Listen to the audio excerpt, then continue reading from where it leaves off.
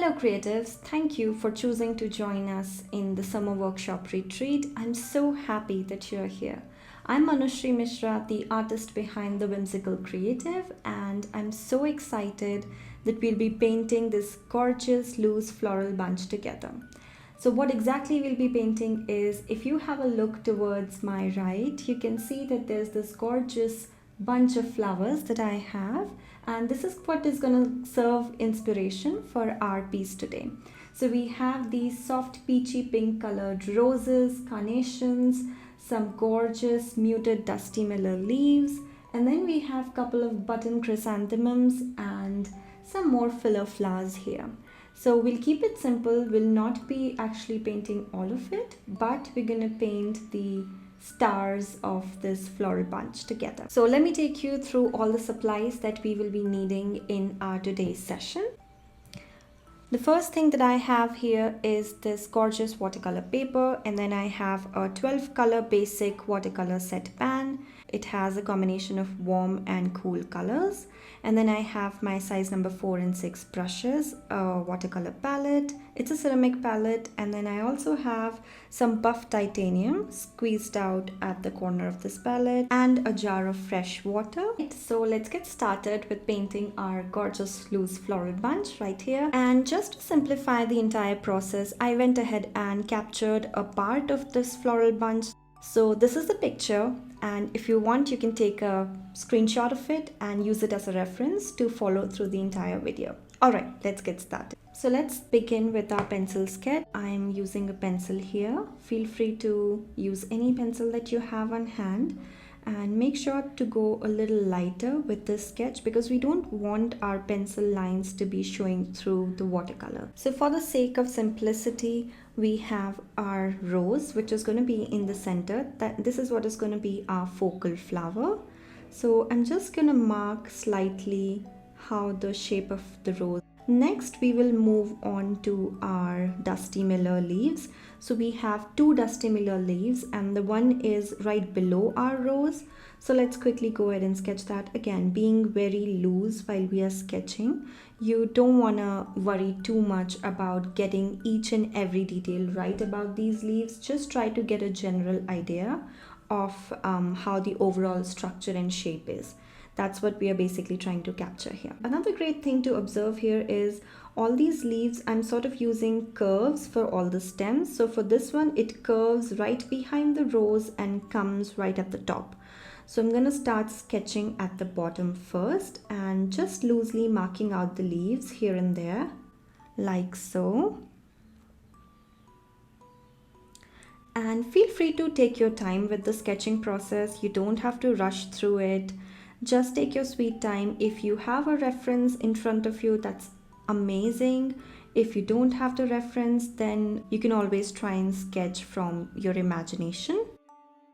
I'm continuing to vary the sizes of each dusty miller leaf. That's going to add in a lot of variety. If you feel that there are some spots which look too empty, feel free to go ahead and add a couple of more leaves to them. Okay, and don't be afraid to use your eraser.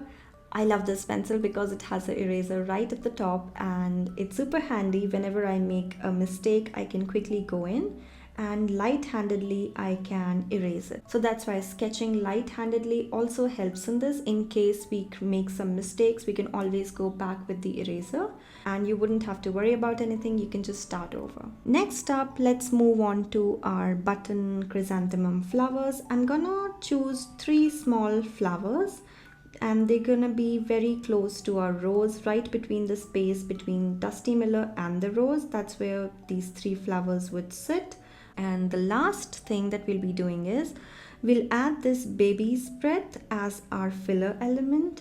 And for that, again, I'm just giving a general idea on how this flower would be placed. It's going to be right behind our bottom dusty miller, and it's going to have sort of like almost a rounded triangular shape. Yeah, that's what. And now I'm going back towards our button chrysanthemums and adding some more details. So yeah, we are done with our sketch now. We can move on to the next process. That is the fun part, adding watercolors to our sketch. So let's get started with coloring. So let's get started with watercolors. So the first thing that we'll be doing is we'll be mixing and creating our color palette. Now the color palette for this particular piece is very simple. So we'll start with our ochre rose. I'm taking ochre rose just as is, and then I'm gonna take it in a separate area and I'll start mixing it with a little bit of buff titanium. And while you're mixing these colors, just make sure that you mix a little every time rather than going all in and then finding that one color is overpowering the other. So something that always helps me is I try to always add in the darker color gradually rather than just going ahead and adding loads of it. And we finally have this gorgeous soft pink color, and I'm now going to create two values of this color. So basically we want a value which is quite darker. By value I mean we will have a mix of this soft pink color which has very less water, and then we'll have another mix which is going to have more water.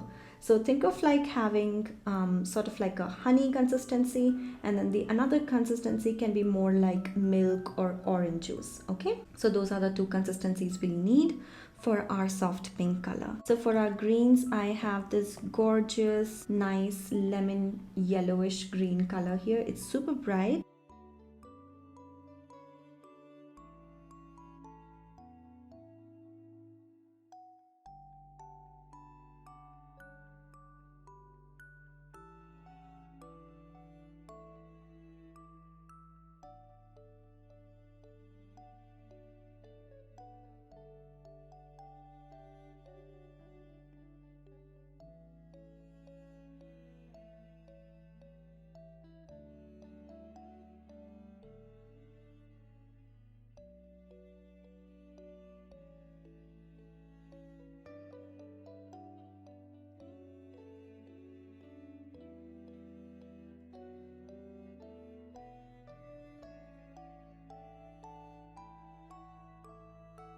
I'll go ahead and add a little bit of my bluish green to it, which is sort of like a viridian green.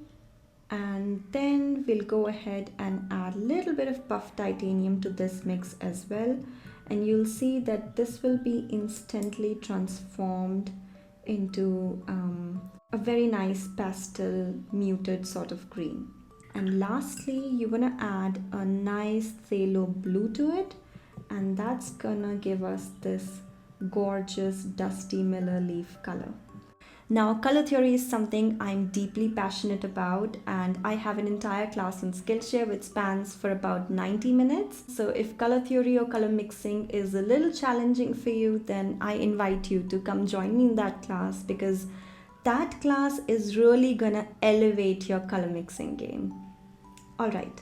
So now that we have mixed all our colors, let's start with painting our dusty miller leaves. I'm starting with the stem, and throughout the painting I'll keep on varying the values, meaning I'll rinse my brush and then come back and paint a lighter wash. Whatever paint is left on the brush, that's what I'm going to paint with. And then I'll again go ahead, dip my brush in the pool of color, and then pick up some color, and then again go ahead and start creating these gorgeous leaf strokes. And for our dusty miller leaves, we would be utilizing mostly the tip of our brush, and for some parts we'll also be using the belly to make the leaves a little thicker. Now dusty millers have leaves which are very irregular, and their sizes also vary a lot. So be mindful of that, when you're trying to paint them. Just try to capture them in all sorts of different shapes and sizes.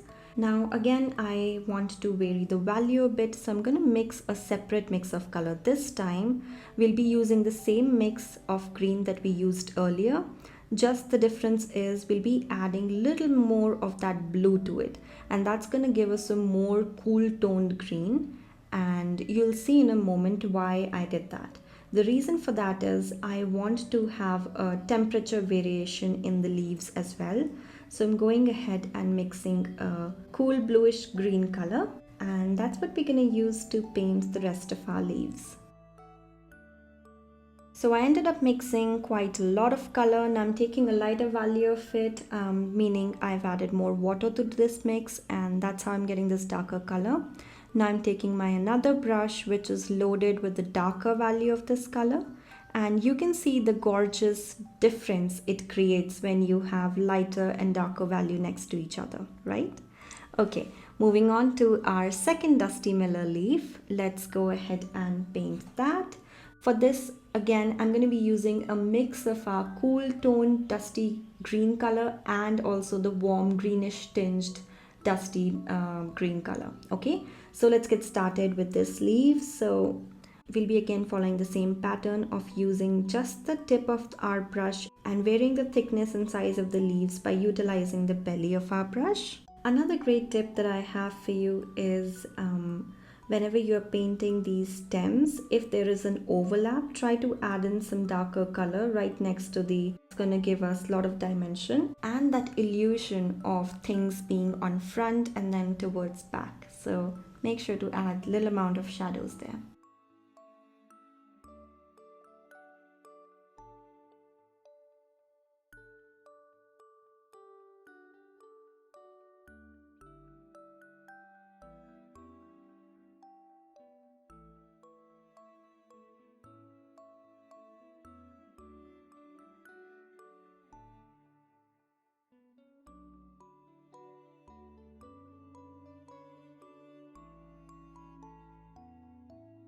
And now we are done with our Dusty Miller leaves, and so far it's looking quite lovely.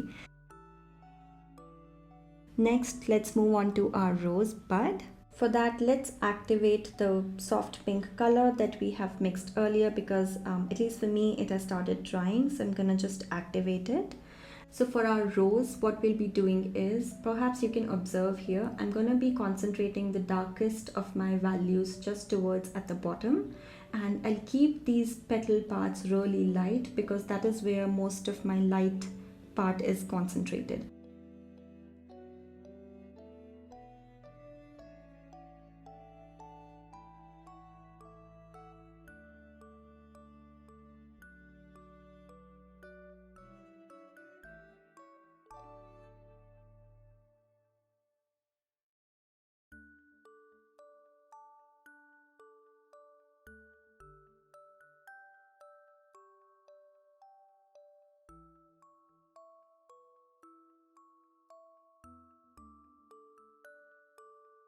So just take your time with the process. If you'd like, you can also mix a little bit of yellow with the soft pink color, and that is also going to give us a different sort of mix, and that will just add more variety to our rose apart from varying the values.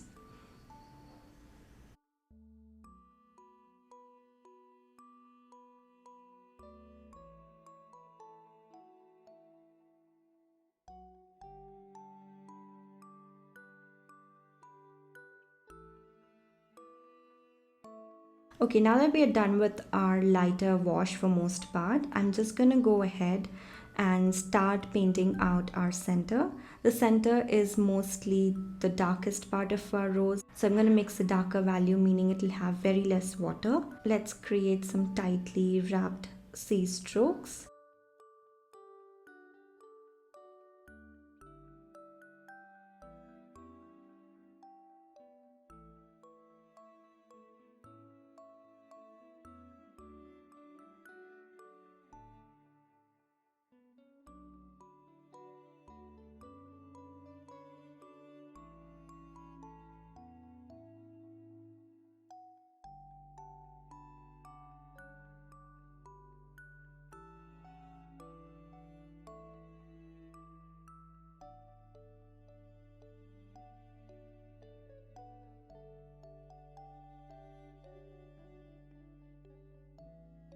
Moving on, we have these tiny leaves right at the base of the rose. That's what we're gonna paint, and intentionally I'm gonna add a little bit of pink in some areas of that leaves, just because if you see, even the actual leaves of the rose, they have sort of like this pink to them, not just green, they have little parts of pink in them as well. So I took my inspiration from there, and I'm gonna add some pink to these tiny leaves as well.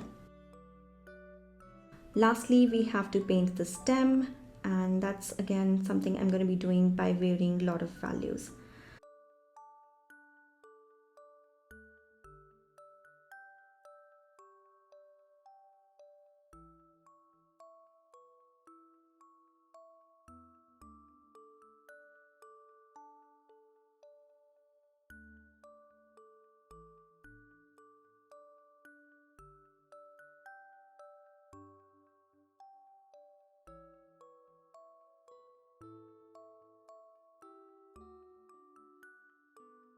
So this is looking pretty good. We have 2 more leaves that we have to paint for our rose and then it will be done.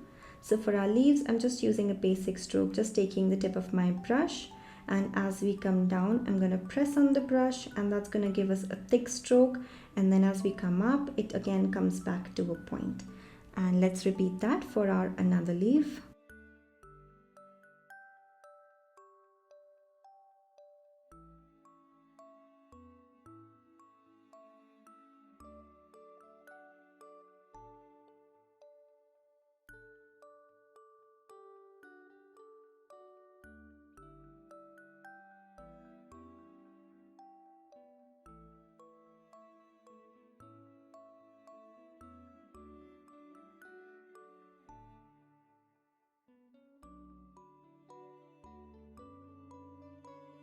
Alright, so we are halfway through our floral bunch. We have completed the 2 dusty millers, our rose is done. Next up is our filler flowers, and it's going to be super fun, so let's quickly get to that.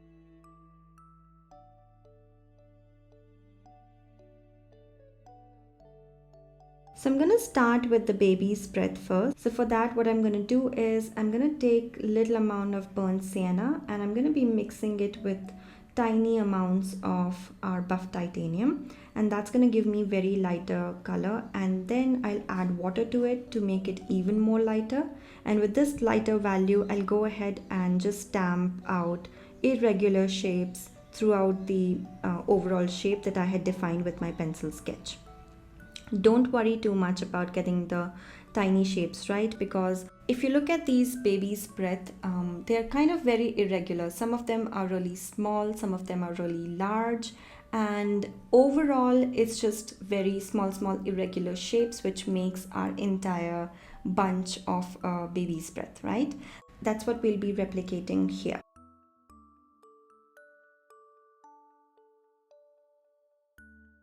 Once we are done with our first layer of lighter values, we'll go ahead with the darker value of the same color that we had mixed, and let's start adding little dots and shapes here and there, again throughout, being random, not being too concerned about getting it right or perfect. Just try to stay loose and have fun with it.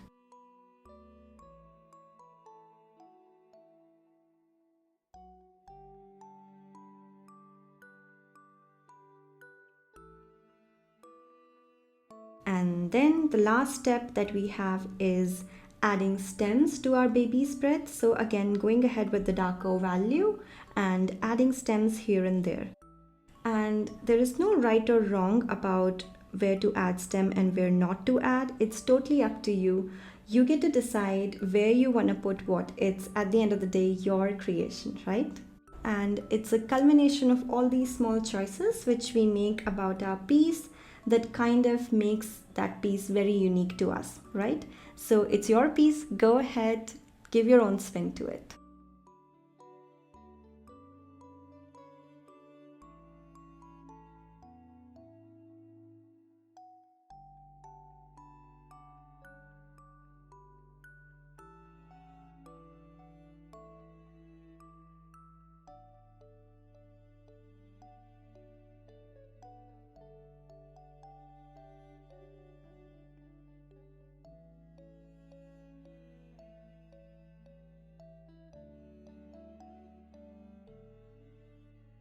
Alright, moving on to our button chrysanthemums. I'm just filling in these with a very light wash of our buff titanium and then adding a little bit of our soft pink color here and there.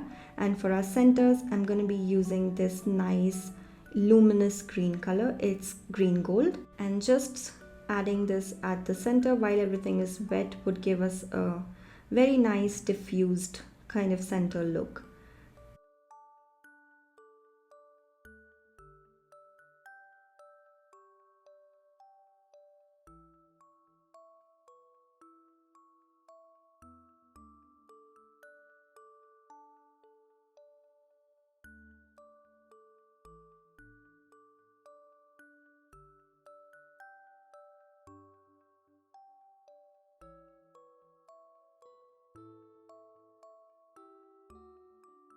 And finally, just finishing the stem for our button chrysanthemums,